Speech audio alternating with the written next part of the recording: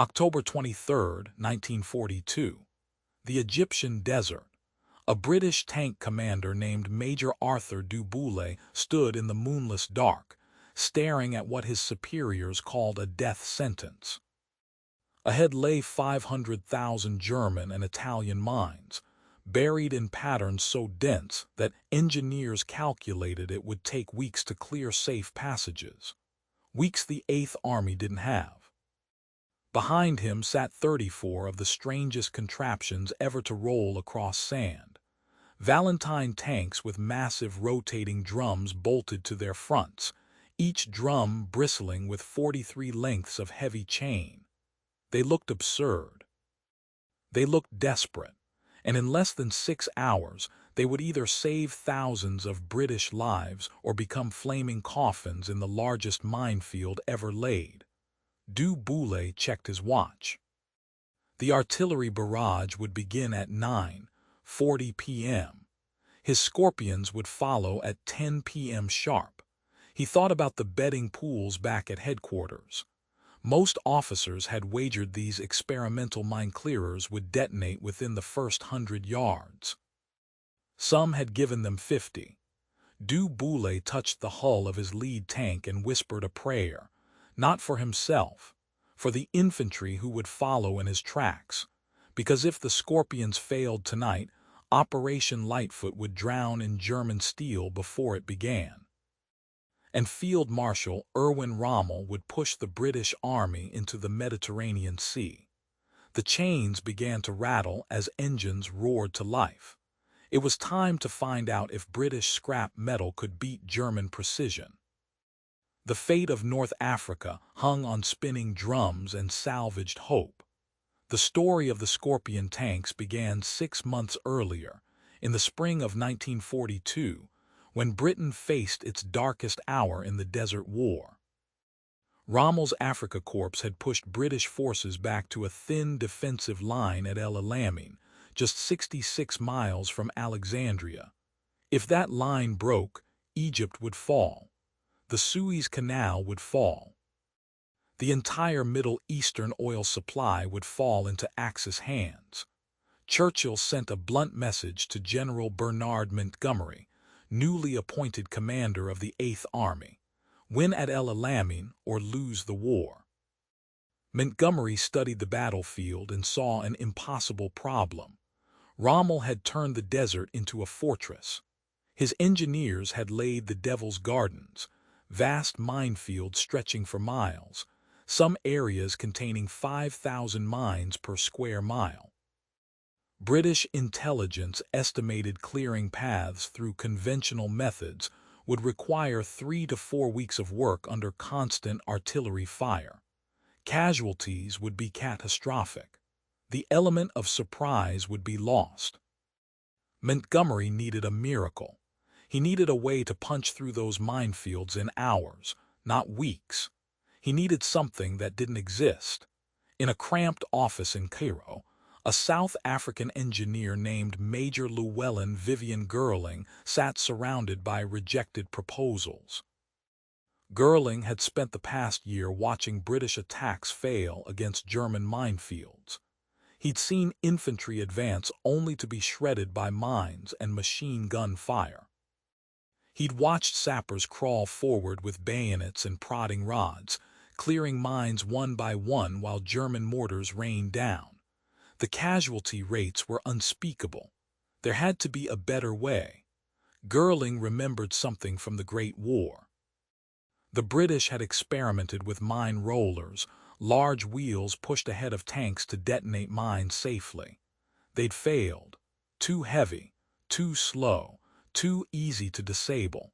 But what if instead of rolling over mines, you beat them to death? The idea seemed insane. Girling sketched it anyway. A rotating drum mounted on a tank's front. Heavy chains attached to the drum. Spin the drum fast enough and the chains would flail the ground ahead of the tank, detonating mines before the vehicle reached them. It was crude. It was brutal. It might actually work. Girling took his sketches to Major General Percy Hobart, commander of the 79th Armored Division and Britain's leading expert on specialized armor. Hobart was known as Hobo to his men, a brilliant but abrasive officer who'd been forced into retirement before the war for his unconventional ideas. Churchill had personally brought him back. If anyone would listen to a mad scheme involving chains and drums, it was Hobart. Hobart studied the drawings for exactly 90 seconds. Then he smiled. "Build me a prototype," he said. "You have 3 weeks."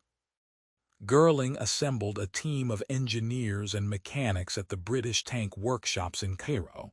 They had no blueprints, no proper materials, no time for testing. They started with a Matilda tank, one of Britain's infantry support vehicles, slow but heavily armored. For the rotating drum, they salvaged parts from a wrecked Wellington bomber. The chains came from dock equipment in Alexandria Harbor.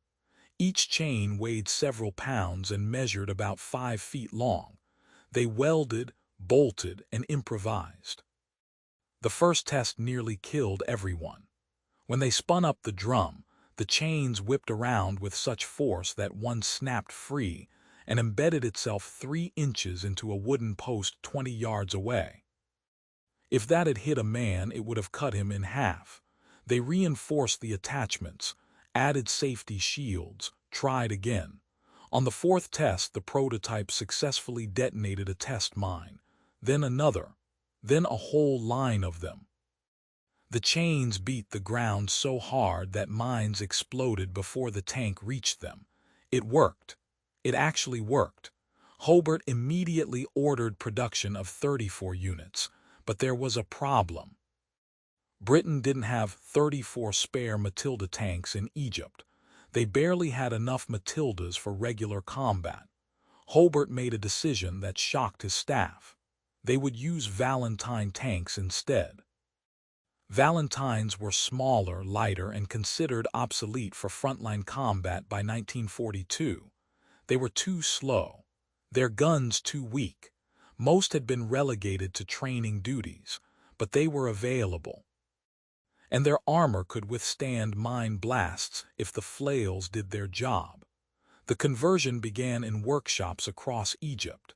Engineers worked 18-hour shifts. They mounted the drums on hydraulic arms that could be raised and lowered. Each drum was powered by a separate engine, salvaged from whatever they could find. Some came from damaged tanks, others from trucks. One came from a generator at a field hospital. The chains were the biggest challenge. They needed to be heavy enough to detonate mines, but light enough not to break the drum. Too light, and they just bounce off the sand. Too heavy, and centrifugal force would tear them loose. After dozens of tests, they settled on a specific weight and length. Each tank carried 43 chains arranged in a specific pattern. The crews called them flails. The tanks became scorpions. Training the crews was another nightmare. Most were experienced tankers, but nothing prepared them for the Scorpion's unique demands. The flail drum created tremendous vibration. The noise was deafening. Visibility was almost zero once the chains started beating the ground, throwing up massive clouds of dust and sand. And the psychological pressure was immense. You were deliberately driving toward mines, trusting your life to chains and improvised machinery. Many crews were skeptical. Some were terrified. Major du Boulay, chosen to lead the Scorpion Squadron, addressed his men with brutal honesty. "This is experimental," he told them. "The brass doesn't know if it will work. Half of them think we'll be dead in the first hour. But if we succeed, we save thousands of lives. We give the infantry a chance. We give Montgomery his breakthrough. Who's with me?" Every hand went up. They trained in the desert, clearing practice minefields under simulated combat conditions. They learned to drive in perfect formation, each Scorpion clearing a 9-foot-wide path.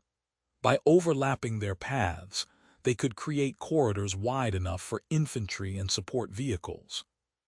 They practiced at night because Montgomery's plan required darkness. They practiced under artillery fire because German guns would be targeting them.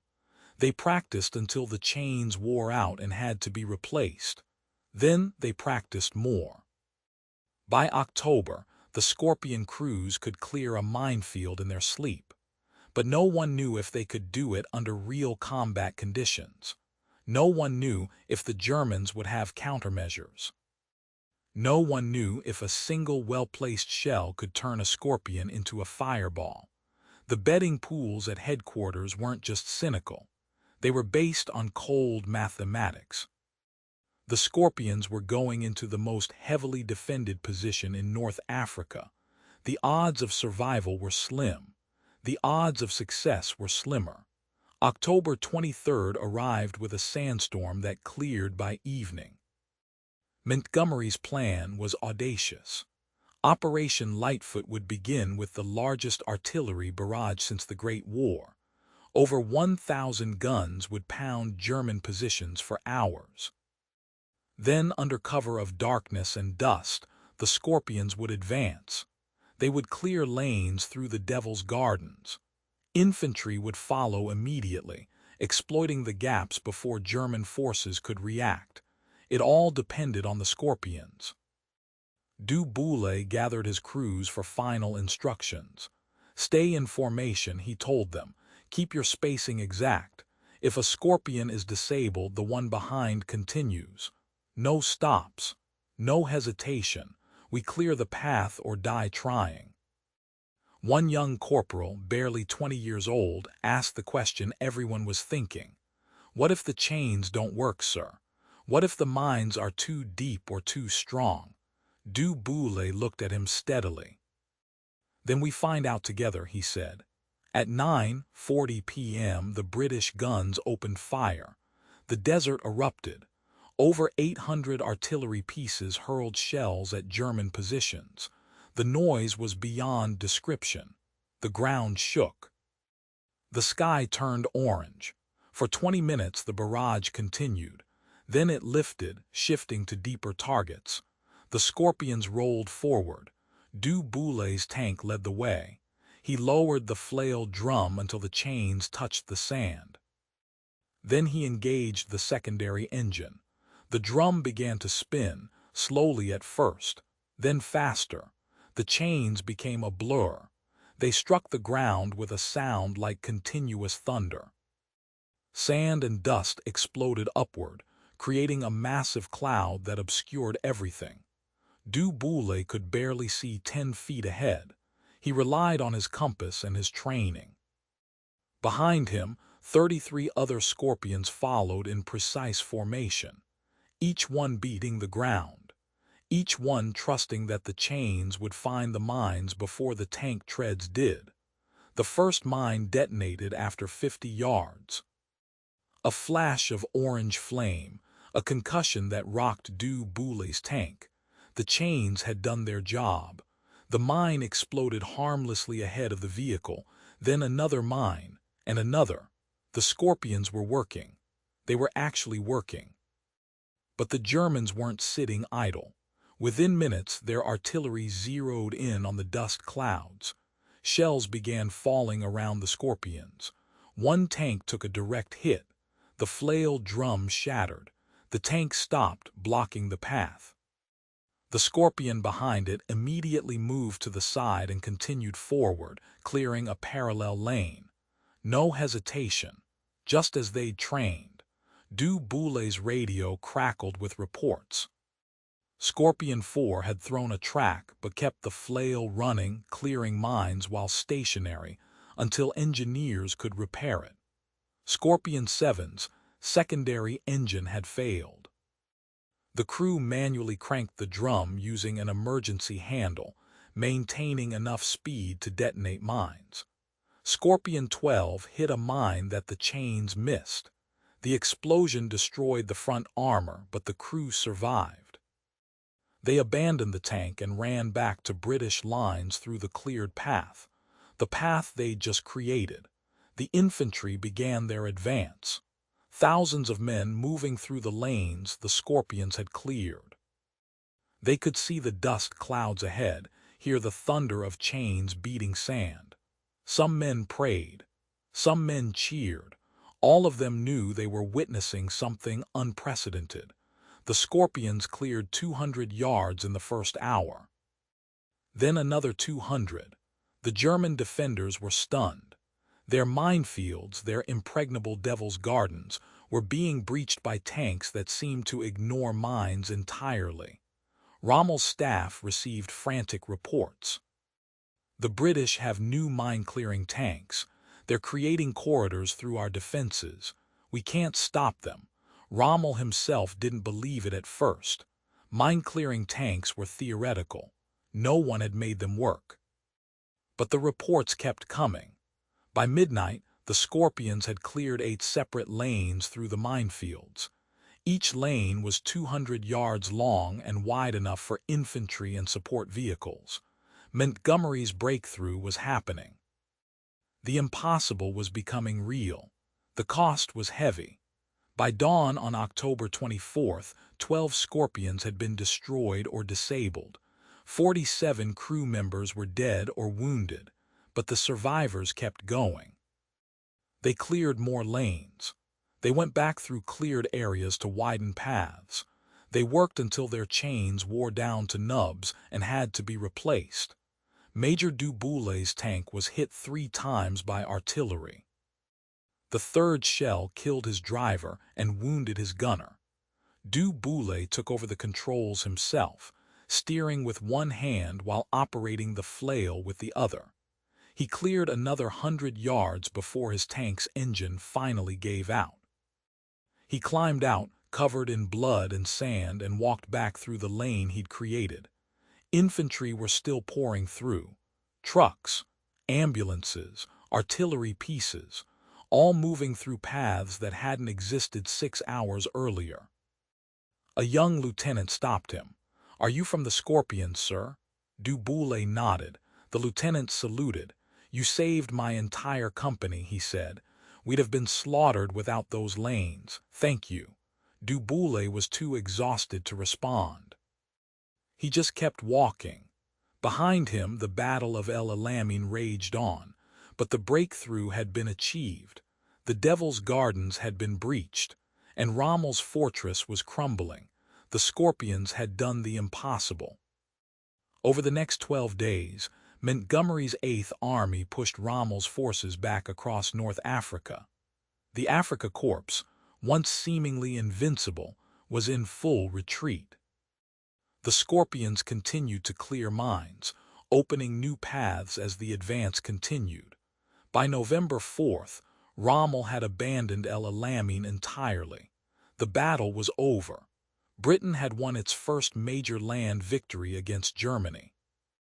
Churchill would later say that before El Alamein, Britain never had a victory. After El Alamein, Britain never had a defeat. The Scorpion tanks had made that victory possible. The innovation didn't stop there. News of the Scorpions spread through British military circles.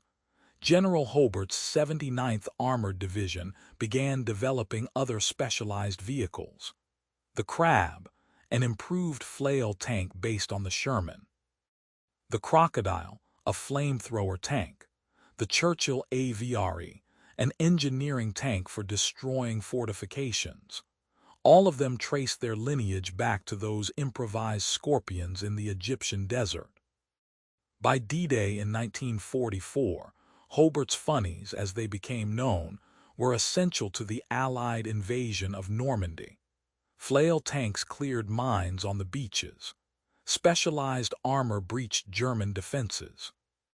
The lessons learned at El Alamein saved thousands of lives in France. The Americans initially rejected the specialized tanks. They seemed too complicated, too British, too unconventional. But after watching British forces advance with minimal casualties while American troops struggled against beach defenses, they changed their minds. By 1945, The U.S. Army was using its own versions of flail tanks. Major Girling, the engineer who'd sketched the original design, received no public recognition during the war. Security kept the Scorpions classified. But after the war, he was quietly awarded the Order of the British Empire. His citation read simply, "For services to tank development." He never spoke publicly about his role. When asked about it years later, he said only, "I saw men dying in minefields. I tried to help, that's all." Major du Boulay survived the war.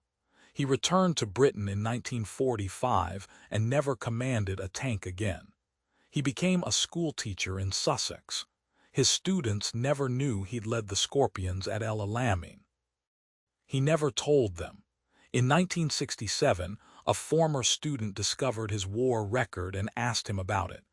Du Boulay's response was typical of his generation. "We did what needed doing. Many men did far more." The Scorpion crews scattered after the war. Some stayed in the military. Most returned to civilian life.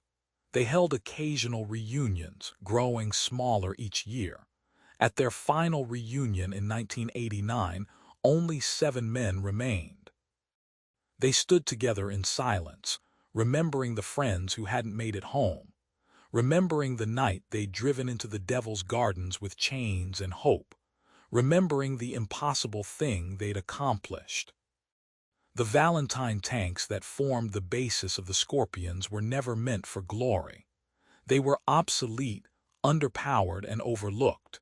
But in the hands of desperate, brilliant engineers, they became war winners. That's the essence of British innovation in World War II. Not always the best equipment, not always the most resources, but an unshakable determination to make do with what was available, to improvise, to adapt, to win with scrap metal and ingenuity when superior engineering wasn't an option. The Germans had better tanks, better guns, better training in many cases, but they didn't have Scorpions. They didn't have engineers willing to bolt aircraft propellers and dock chains onto obsolete tanks and drive them into minefields. They didn't have the particular brand of stubborn creativity that turned certain defeat into breakthrough victory. Rommel himself, after his defeat at El Alamein, mentioned the British mine-clearing tanks in his reports to Hitler. He called them a decisive factor in the battle.